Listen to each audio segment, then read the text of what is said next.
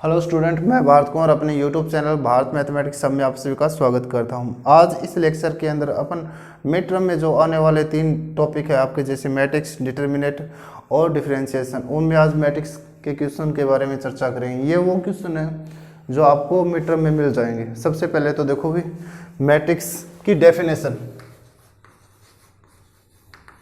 Matrix या अवयव होता क्या है, ये वैसे 1 नंबर में क्वेश्चन काफ़ी बार पूछा गया कि मैट्रिक्स होता क्या है। मैट्रिक्स किसी भी आयताकार क्रम के अंदर संख्याओं को या तो किसी कॉलम में या किसी पंक्ति में अगर अपन शो कर रहे हैं तो वो आकृति हमारी एक मैट्रिक्स बन जाती है। इसकी डेफिनेशन देखो, किसी पंक्ति या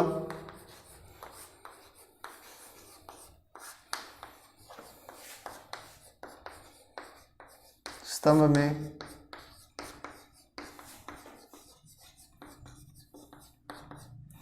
संख्याओं का आयताकार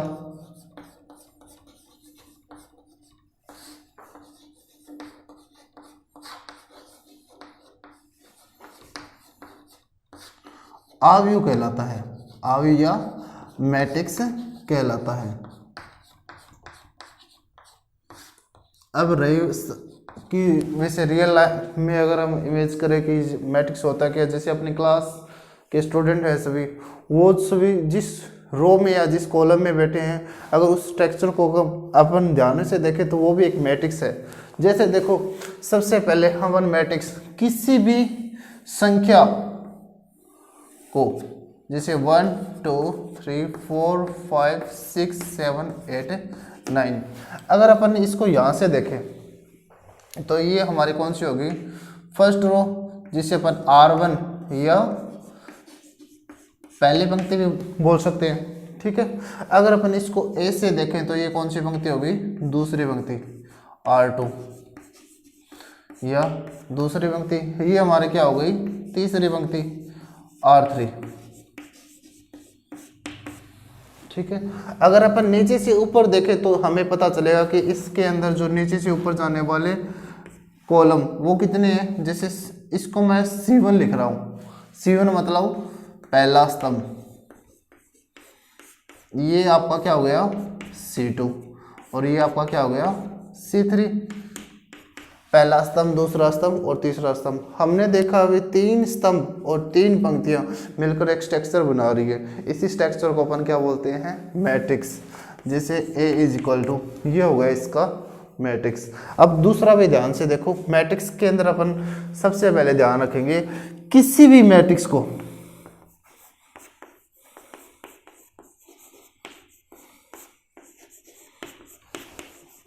अंग्रेजी वर्णमाला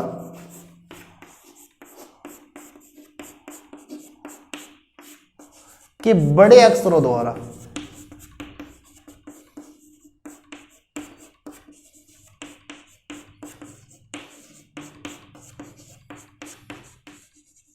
दर्शाते हैं। अब कह दो सर, मैट्रिक्स को अपन रिप्रेजेंट कैसे करें। जो अंग्रेजी वर्णमाला के बड़े अक्षर होते हैं उनसे अपन किसी भी मैट्रिक्स को दर्शाते हैं। जैसे एग्जांपल देखो, हमने यहाँ पे ले लिया A इज इक्वल टू 2 1 1 2, ये एक मैट्रिक्स है। जैसे हमने मान लिया M is equal to X Y Z और F, ये भी क्या एक मैट्रिक्स ही तो है हमारे सामने। हाँ, यहाँ पे हमने 2 1 1 2 ये संख्या ली थी, यहाँ पे हमने क्या ले लिए, X Y Z अल्फ़ाबेट्स ले लिए, लेकिन इससे जो बनने वाली आकृति है वो एक हमारी क्या होगी, मैट्रिक्स ही होगी। उसके बाद में हमें इस चीज़ का भी ध्यान होना चाहिए कि किसी मैट्रिक्स के अंदर कितनी पंक्तियाँ हैं, कितने स्तंभ हैं, उनको ध्यान में रखकर हमें ये ज्ञात होता है कि किसी भी अवयव में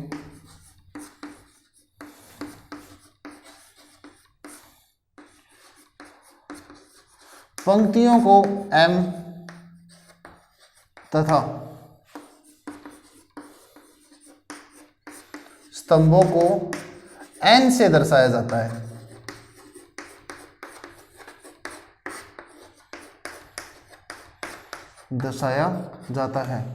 अब किसी भी अवयव के अंदर हमें ना जो पंक्ति होते हैं उसको M से दर्शाते हैं और N को क्या दर्शाते हैं, स्तंभों से। अब सर दर्शाया जाता है, फिर क्या होगा, ये जो आपका M और N किसी भी अवयव का क्रम बनाता है। वैसे हेडिंग लिखो यहाँ पे, अवयव का क्रम, अवयव का क्रम। अवयव का क्रम होता क्या है? अगर अवयव का क्रम होता है m into n, m into n, जब m क्या हो? पंक्तियों की संख्या, और n क्या होगी? n हो स्तंभों की संख्या।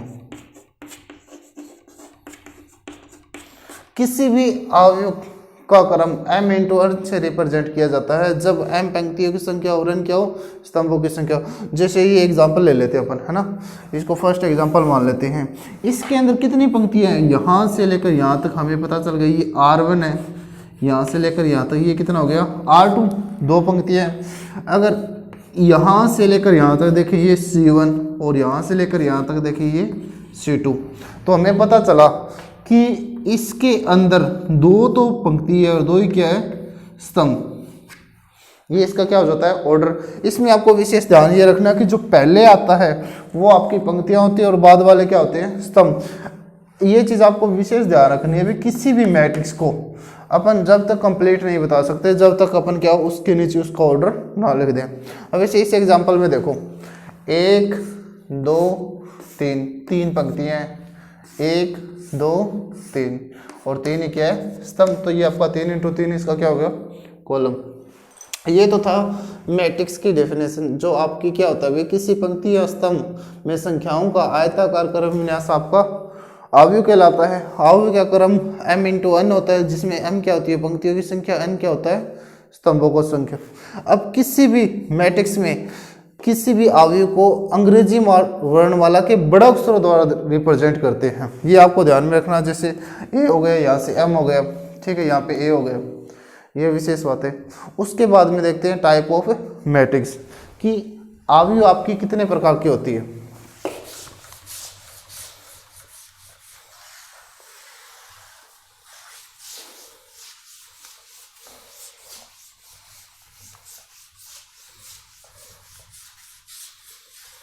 जिस बच्चे का ये मैटर नोट नहीं किया होना वो साथ साथ में नोट भी कर लेना भी, क्योंकि ये मीटर में काम में आने वाला है और आपके जो मेन एग्जाम होंगे ना उसमें से इसी में से आएगा सब कुछ। जैसे उसके बाद में लिखते हैं भी अवयव के प्रकार या टाइप ऑफ मैट्रिक्स।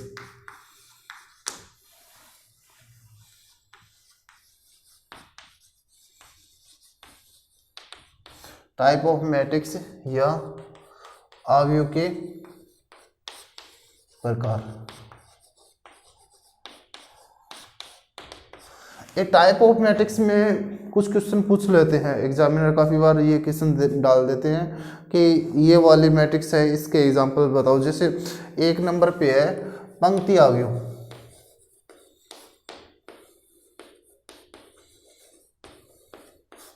पंक्ति अवयव या रो मैट्रिक्स।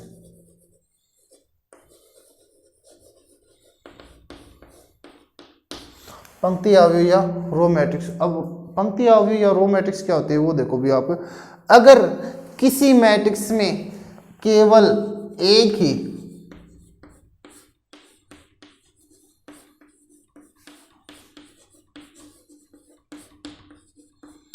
पंक्ति हो, बस इतना ध्यान रखना है। अगर किसी मैट्रिक्स में केवल एक ही पंक्ति हो तो वो आपकी क्या कहलाती है?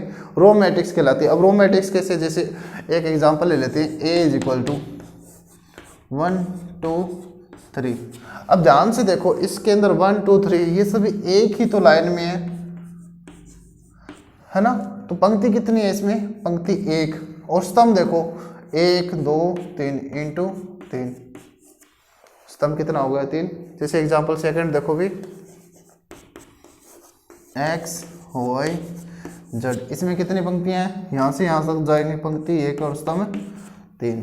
इतना समझ आ गया। जैसे एक एग्जांपल और देख लो इसका कि a इज इक्वल टू 1 2 3 4, इसमें पंक्तियाँ, पंक्ति 1 है 1 इंटू 4, इसके क्या है? कॉलम। जैसे 1 2 3 4 हो गया। सेकंड है आपका स्तंभ अवयव।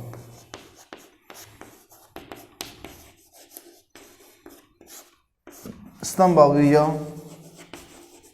Column matrix. कॉलम मैट्रिक्स, अब ये कॉलम मैट्रिक्स क्या होता है? अब इसके नाम से हमें पता चल रहा है, कॉलम मतलब स्तंभ, वे अवयव जिसमें वे अवयव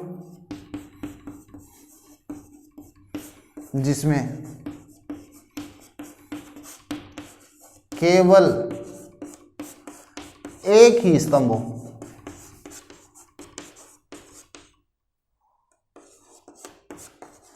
एक ही क्या हो? स्तंभ हो। वो मैट्रिक्स जिसमें क्या है? केवल एक ही स्तंभ हो, आपका क्या कहलाएगा अभी?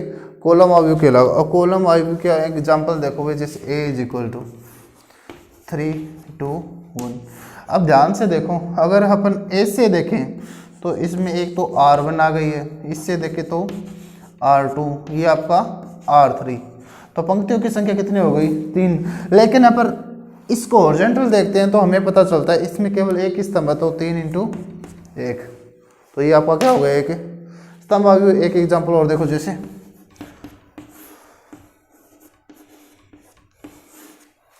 पंक्ति कितनी है?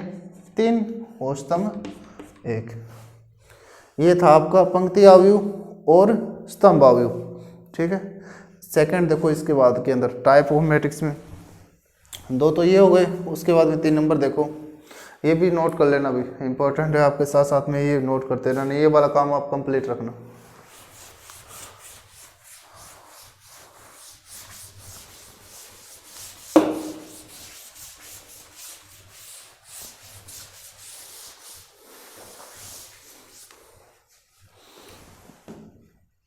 टाइप ऑफ मैट्रिक्स में ये जो पार्ट है ये आपके एग्जाम के अनुसार से कुछ महत्वपूर्ण है। जैसे 3 नंबर पे आता है आपका शून्य अवयव।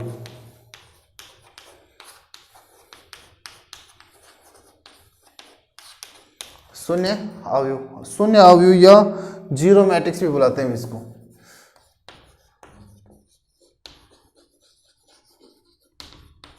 जीरो मैट्रिक्स, अब जीरो मैट्रिक्स होती कौन है वो देखो, वे मैट्रिक्स जिसमें क्या हो? सभी अवयव जीरो। वे अवयव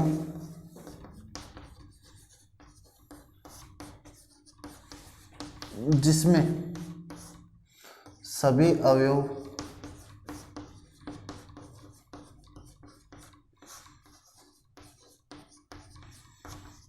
शून्य हो। वे अवयव जिसमें सभी अवयव शून्य हो क्या कहलाएंगे? आपकी जीरो मैट्रिक्स। जैसे एग्जांपल देखो भी इसके, A इज इक्वल टू, ठीक है, इसमें देखो 2 पंक्ति और 2 ही क्या है? स्तंभ। 0, ये आपका क्या है? 0, जिसमें एक स्तंभ है और एक ही क्या है? अब इसमें देखो ये भी क्या है कि जीरो मैट्रिक्स ही तो है, और इससे वो मैट्रिक्स में सभी एलिमेंट्स जीरो, आपकी क्या कहलाएगी भी? जीरो अवयव।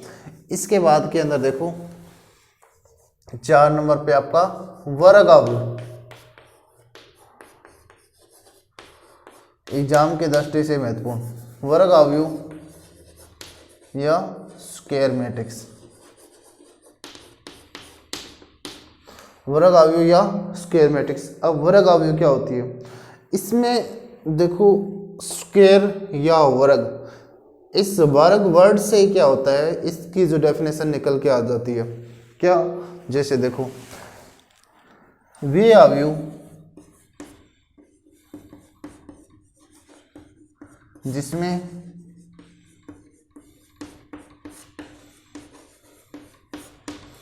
पंक्ति तथा स्तंभों की संख्या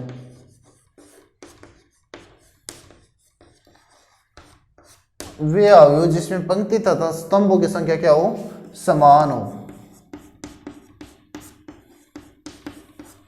क्या कहलाता है? एक वर्ग अवयव कहलाती है।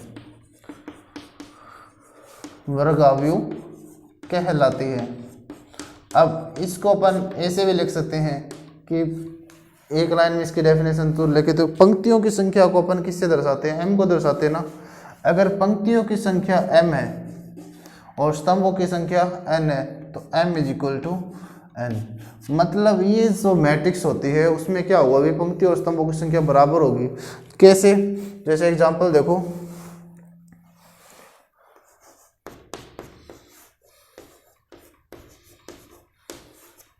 ठीक है, इसमें कितनी पंक्तियां हैं, 2 पंक्तियां और 2 ही क्या है, स्तंभ। तो ये किसका एग्जांपल हो गया, एक वर्ग अवयव का। जैसे एक एग्जांपल और देखो, 1 2 1 3 2, इसमें देखो भाई कितनी पंक्तियां हैं, अगर अपन ध्यान से देखो ये आपका क्या हो गया, R1 R2 और ये आपकी R3, मतलब 3 ही पंक्तियां हैं। अगर देखें C1 C2 और C3, मतलब 3 ही क्या है, स्तंभ। तो ये आपकी क्या हो गई, एक वर्ग अवयव। वर्ग अवयव के बाद में देखो भी 5 नंबर पे आपका इकाई अवयव।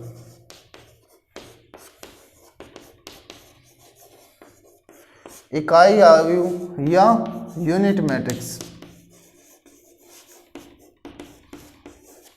अब ये इकाई अवयव होती है ना, ये भी क्या है, एक वर्ग अवयव से निकलती हुई। कैसे निकलती है, जैसे इसकी डेफिनेशन है, अगर किसी अवयव में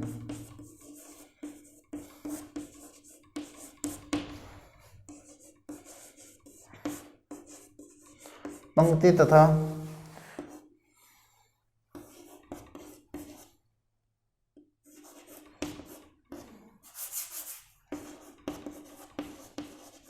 स्तंभों की संख्या समान हो,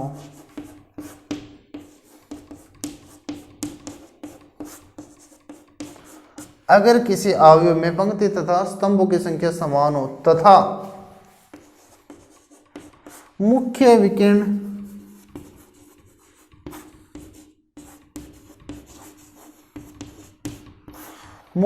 के अलावा सभी अवयव 0, मुख्य विकर्ण के अलावा सभी अवयव क्या हो, 0 हो। एक इसमें इंपॉर्टेंट बात, एवं मुख्य विकर्ण के सभी अवयव, मुख्य विकर्ण के सभी अवयव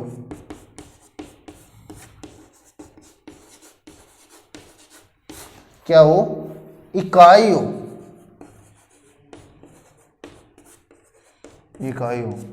तो वो क्या कहलाएगी, तब वह इकाई अवयव कहलाएगी।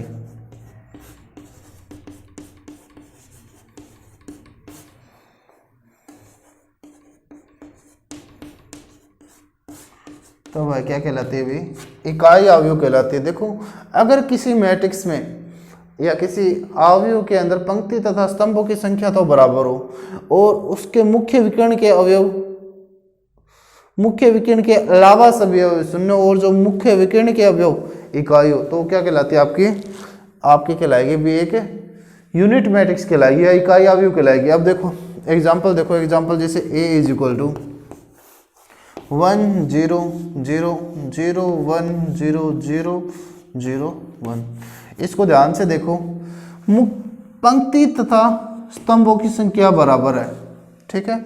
मुख्य विकर्ण के अलावा और सभी अवयव क्या है, 0। दूसरी लाइन कंप्लीट हो गई। तीसरी, मुख्य विकर्ण के अलावा और सभी अवयव 0 तथा मुख्य विकर्ण के सभी अवयव क्या है, 1 या इकाई। तो क्या कहलाती है वो आपकी एक इकाई अवयव कहलाती है। जैसे एक एग्जांपल इसका ये देखो,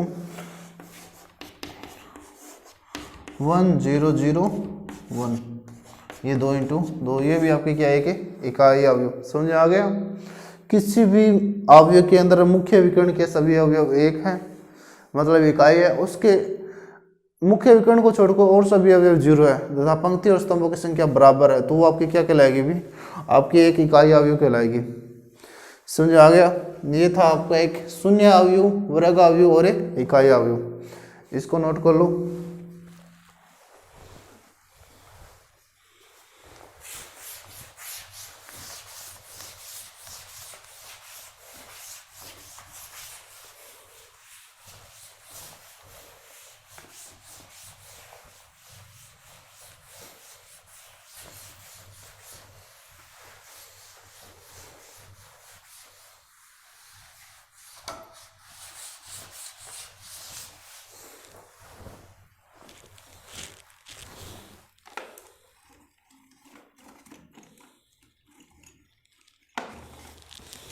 6 नंबर पे देखो आपका विकिरण अवयव।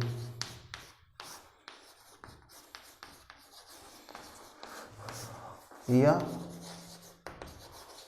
डायगोनल मैट्रिक्स, विकिरण अवयव या डायगोनल मैट्रिक्स। अब विकिरण अवयव इसकी डेफिनेशन क्या होती है? इसमें सबसे पहली बात तो देखो पंक्ति तथा स्तंभों की संख्या।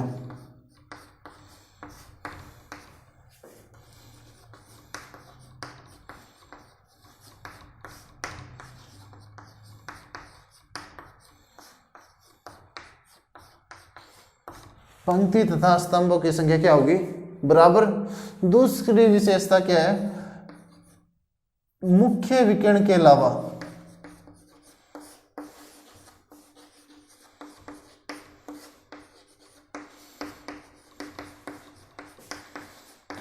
सभी अवयव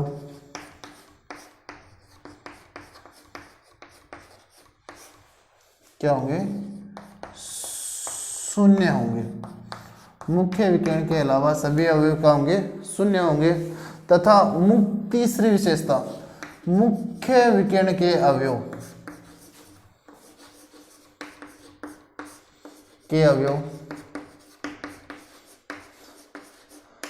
कुछ भी हो सकते हैं। जैसे यूनिट मैट्रिक्स में हमने देखा था ना, मुख्य विकिरण के अवयव इकाई होंगे, लेकिन इसमें क्या है?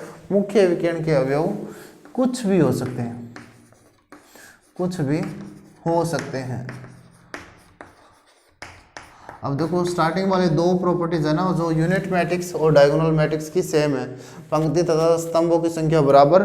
सेकंड, मुख्य विकिरण के अलावा सभी अवयव शून्य। थर्ड, मुख्य विकिरण के अलावा अन्य एलिमेंट कुछ भी हो सकते हैं। जैसे एग्जांपल देखो इसका, A इज इक्वल टू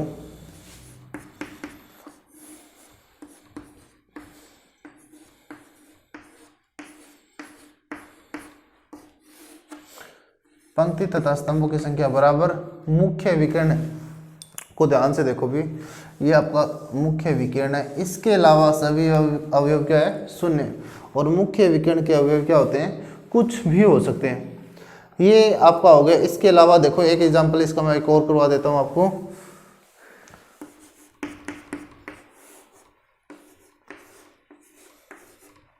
ये भी एक डायगोनल ही है, डायगोनल मैट्रिक्स। कैसे? जैसे मुख्य विकिरण के अलावा अवयव दोनों अलग अलग है ना, और इसके अलावा अन्य सभी अवयव क्या है? शून्य। और इस पंक्ति और स्तंभों की संख्या क्या है? बराबर। समझ आया? अब नेक्स्ट देखो 7 नंबर पे अदिश अवयव।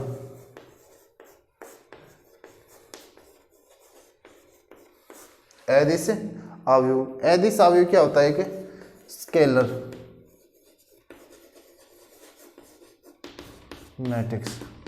अदिश अवयव, इसमें देखो भी ये जैसे इकाई अवयव है, विकिरण अवयव है, वैसे इसमें कुछ सिमिलरिटी होती है। क्या? पहले तो सेम वही, पंक्ति तथा स्तंभों की संख्या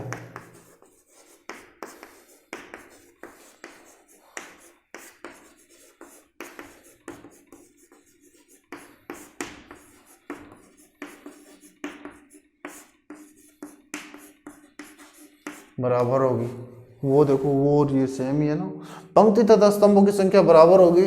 दूसरी, मुख्य विकिरण के अलावा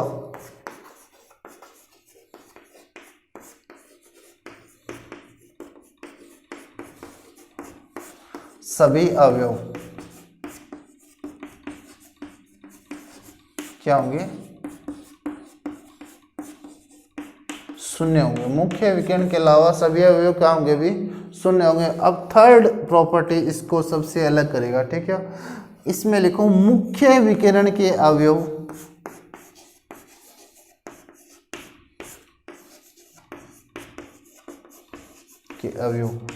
क्या होंगे? स्केलर होंगे। स्केलर मतलब समान होंगे।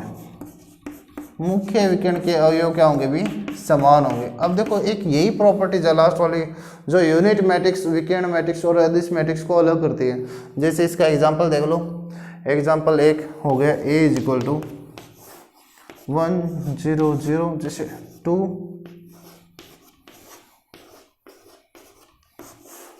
अब यहाँ पे देखो, इसके अंदर जो मुख्य विकर्ण के सभी अवयव क्या है, इक्वल। मुख्य विकर्ण के अलावा सभी अवयव क्या है, समान। और ये इसका ऑर्डर हो गया अभी। जैसे एग्जांपल एक और देख लो, A इज इक्वल टू 4 0 0 4, दो ही पंक्ति है, दो ही स्तंभ है ना। अब यहाँ से देखो, इसके विकर्ण को देखो तो दोनों में 4 4 है। जैसे एक एग्जांपल इसका और बता देता हूँ।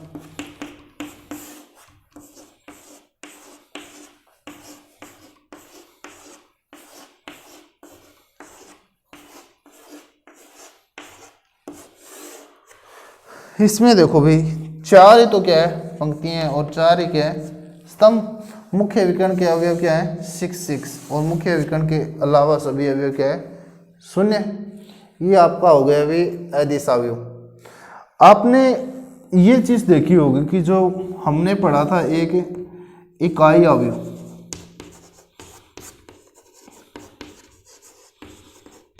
उसके बाद में 2 नंबर पे हमने ये पढ़ा विकर्ण अवयव,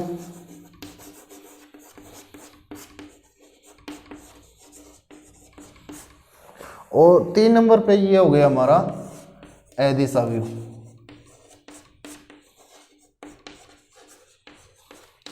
तीनों में एक चीज कॉमन है, क्या, पंक्ति और स्तंभों की संख्या क्या है, बराबर।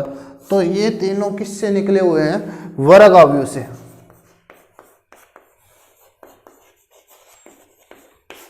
जब आप इनको याद करो ना, तो इससे रिलेट करके याद करना कि जो इसकी पहली शर्त कॉमन है, क्या, पंक्ति और स्तंभों की संख्या क्या होगी, बराबर। इसमें मुख्य विकर्ण के अलावा सभी अवयव 0, मुख्य विकर्ण के अलावा सभी अवयव 0, मुख्य विकर्ण के अलावा सभी अवयव 0। सिर्फ एक ही प्रॉपर्टीज है जो इन सबको अलग अलग करती है, कि इसमें मुख्य विकर्ण के जो अवयव वो क्या होंगे, 1 1 1, ठीक है। इसमें कुछ भी हो सकते हैं मुख्य विकर्ण के अवयव, और इसमें होगा भी समान। ये इसके डेफिनेशन को अलग करता है। ये तो आपका हो गया टाइप ऑफ मैट्रिक्स।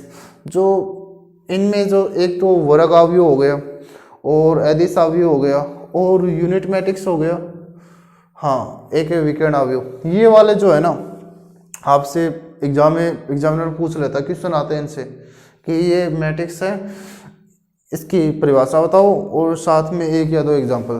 तो ये समझ आया, इसको भी नोट कर लो। जिस बच्चे ने ये क्लास में नोट नहीं किया ना, वो ये नोट कर लो भी, आपके लिए इम्पोर्टेंट है।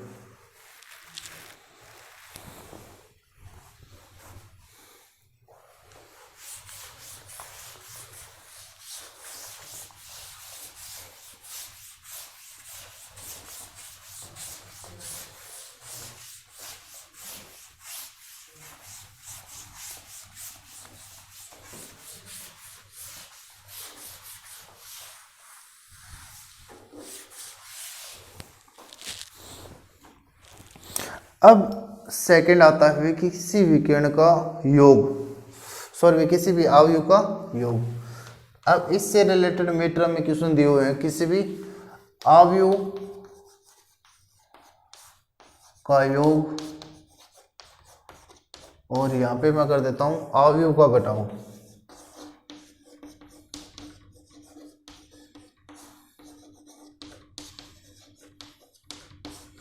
अब इनमें एक चीज कॉमन होती है, किसी भी अवयव का योग और किसी भी अवयव का घटाओ। देखो, किन्हीं भी 2 मैट्रिक्स का योग तभी संभव है, किन्हीं 2 अवयव का योग एवं घटाओ तभी संभव है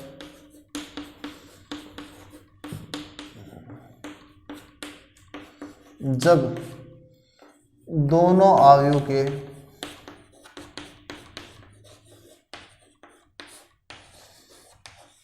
क्या ऑर्डर इक्वल हो, क्या दोनों अवयव के क्रम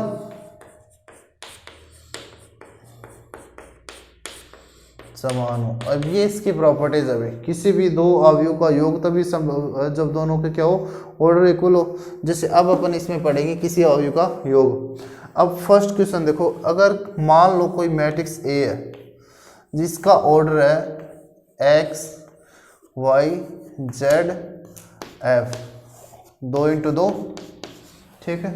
और कोई बी मैट्रिक्स है हमारे पास में जो है ए बी सी डी, कोई 2 मैट्रिक्स है। अब इसका योग मतलब ए प्लस बी, ये कैसे करेंगे ये चीज़ देखो भी।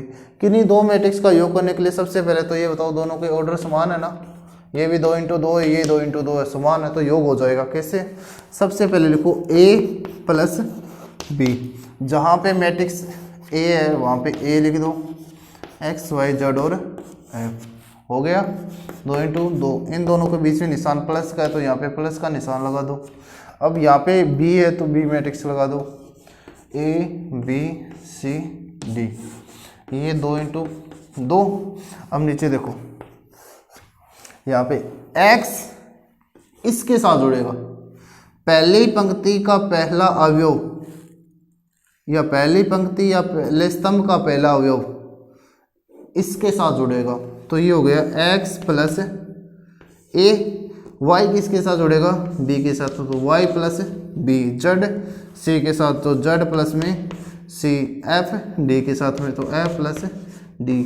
दोनों जुड़ने के बाद इसका ऑर्डर भी 2 इंटू 2 का ही होगा, ठीक है। ये थोड़ा सा ध्यान रखना भी, पहली पंक्ति का पहला अवयव दूसरे मैट्रिक्स के पहली पंक्ति के पहले अवयव से ही जुड़ेगा, ये आगे वाली प्रॉपर्टीज है। सेम ऐसे अब किन्हीं 2 मैट्रिक्स का घटाव कैसे करते हैं वो देखो। जैसे इन्हीं मैट्रिक्स को लेकर कर रहा हूँ, ये योग था, घटाव को अपन लिखते हैं a माइनस बी से, ठीक है। ये योग हो गए, ये घटाव हो गए, a माइनस बी से लिखते हैं। मान लो a मैट्रिक्स ये b है तो इसका घटाव कैसे होगा? तो a minus b is equal to, पहले तो मैट्रिक्स a को लिख रहे हैं x y z f, ये हो गया 2 इंटू, तो माइनस का निशान मैट्रिक्स b, जैसे a b c d, हो गया। इसके बाद में देखो ये भी कितना है 2 इंटू 2। अब यहाँ पे देखो x माइनस ए और y minus b, z minus c और f माइनस डी, ये दोनों का हो गया अभी घटाओ। सेम वही देखो यहाँ पे, जहाँ पे प्लस था वहाँ पे क्या आ गया माइनस। किन्हीं 2 मैट्रिक्स का घटाओ और जो जोड़ है वो इस तरीके से करते हैं अभी, ठीक है। डेफिनेशंस इसकी कुछ नहीं है, सिर्फ एक प्रॉपर्टीज है, वो याद रखना कि 2 मैट्रिक्स का जोड़ और घटाव तब भी संभव है जब दोनों के ऑर्डर क्या हो, इक्वल हो। समझ में आ गया? इसको भी नोट कर लो, मिड टर्म में इनसे क्वेश्चन मिलेगा, एक प्लस का एक माइनस का।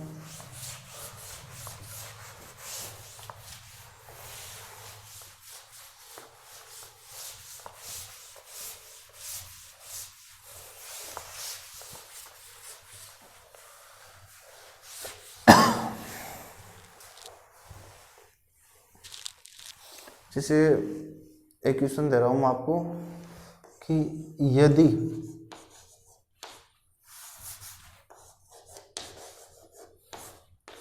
a is equal to 2142 2 into 2 तथा b इज इक्वल टू 1462, ये भी 2 इंटू 2 है, तब a प्लस बी व a माइनस बी ज्ञात करो। अब एक ही क्वेश्चन में देखो भी किन्हीं 2 मैट्रिक्स का योग और 2 मैट्रिक्स का घटाव, दोनों चीज़ें पूछ ली। अब दोनों कैसे करेंगे वो चीज़ देखो। सबसे पहले तो अपन को लिखेंगे a प्लस बी, मतलब सबसे पहले मैट्रिक्स a जो क्या है 2142, इसका ऑर्डर आ गया 2 इंटू 2, प्लस का निशान मैट्रिक्स बी 1462, ये आ गया 2 इंटू 2, हो गया। अब इन दोनों को जब अपन जोड़ेंगे तो यहाँ पे देखो भी 2 प्लस 1, 1 प्लस में 4, 4 प्लस 6 और 2 प्लस में 2, ये भी 2 इंटू 2, मतलब 2 और 1 ये 3 हो गए, 4 और 1 5, 6 और 4 10 और 2 और 2 4, ये किसी दो मैट्रिक्स का योग हो गया। सेकंड देखो, किन्हीं दो मैट्रिक्स का घटाओ A माइनस बी। अब अपन यहाँ से देखो डायरेक्ट यहाँ से करना चाहे तो यहाँ से भी कर सकते हैं, लेकिन अपन स्टेप वाइज कर रहे हैं। सबसे पहले मैट्रिक्स एक लिखेंगे 2 1 4 2, 2 इंटू 2 माइनस का निशान। अब मैट्रिक्स क्या है 1 4 6 2, ये भी कितना है 2 इंटू 2। यहाँ पे देखो भाई 2 minus 1 1 minus 4 4 minus 6 and 2 minus 2, ये 2 इंटू 2। 2 में से एक माइनस का 4, 4 माइनस के 6, 2 माइनस के 2, ठीक है। अब यहाँ से देखो जब 2 में से 1 गया, 1 प्लस का 1 माइनस के 4 तो माइनस का 3, प्लस का 4 माइनस के 6 तो माइनस का 2, 2 में से 2 गया 0। अब ये इसका ऑर्डर समझ में आ गया। मीटर में एक ऐसा क्वेश्चन मिलेगा अभी, किन्हीं दो मैट्रिक्स का योग और दो मैट्रिक्स का घटाओ, इसको नोट कर लो।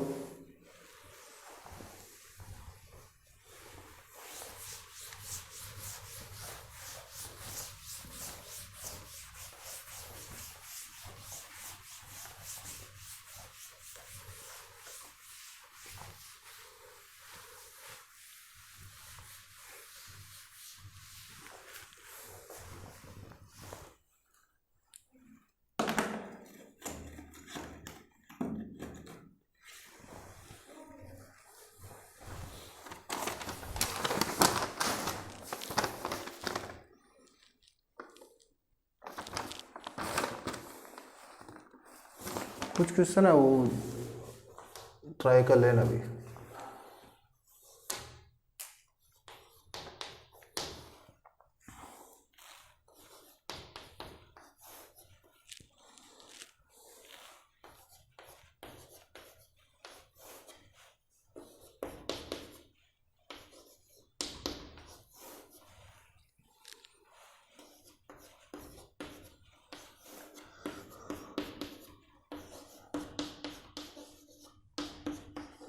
ए प्लस बी, ये आपको सेल्फ करने हैं, तो कोई दो क्वेश्चन कर रहा हूँ आपके, टाइम मिले तो ये करके देख लेना।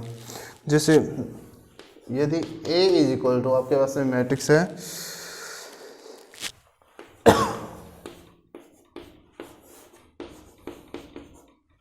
और B मैट्रिक्स आपकी ये है,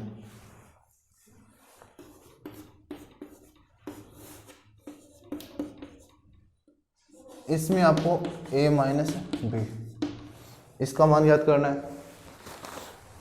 साथ में एक क्वेश्चन और नोट करो, यदि A इज इक्वल टू 1 2 1 4 तथा B is equal to 1 0 0 1, 2 into 2। अब इसमें आपको क्या याद करना है, इसमें आप दोनों A प्लस बी और A माइनस बी, आपको इन दोनों के मान बताने हैं। कर लोगे?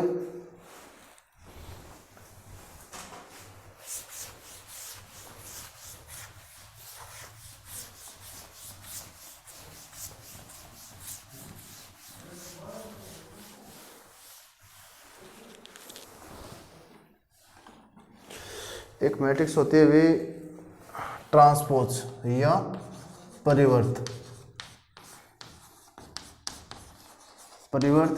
आव्यूह या ट्रांसपोज।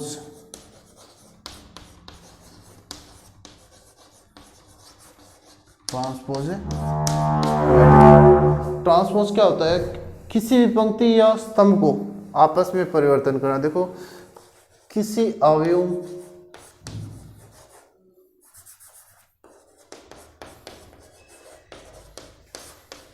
में पंक्तियों को स्तंभ में व स्तंभ को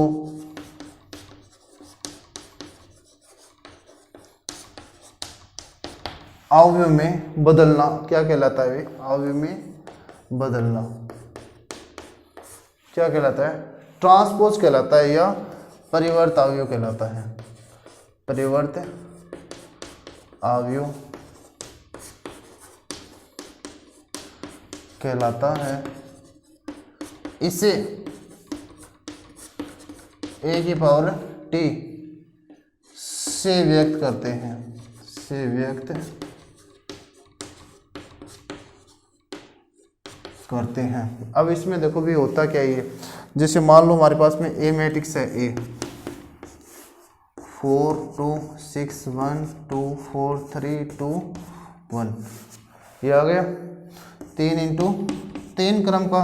कोई आपको ये बोल दे भी ए ट्रांसपोज ज्ञात करो, तो ए की पावर टी, पंक्तियों को तो स्तंभ में बदल देंगे, स्तंभ को पंक्तियों में। जैसे 4 2 6 है ना, 4 2 6, 1 2 4 एंड 3 2 1, ये आपका क्या हो गया अभी? परिवर्तन।